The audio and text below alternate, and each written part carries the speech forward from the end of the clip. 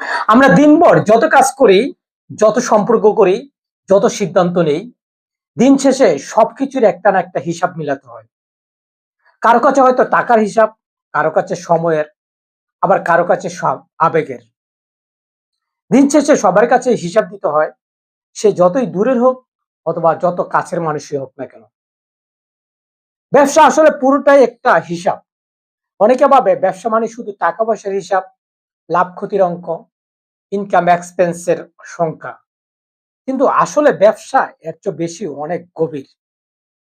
একজন উদ্যোক্তার প্রতিদিন শুধু টাকার হিসাব রাখে না, বরং সে রাখে কর্মীদের কাজের হিসাব, দলের পারফরমেন্সের হিসাব, সময়ের ব্যবহারের হিসাব, গ্রাহকের সন্তুষ্টির হিসাব, বিশ্বাসের হিসাব, আর সবচেয়ে বড় কথা হলো নিজের দায়বদ্ধতার হিসাব।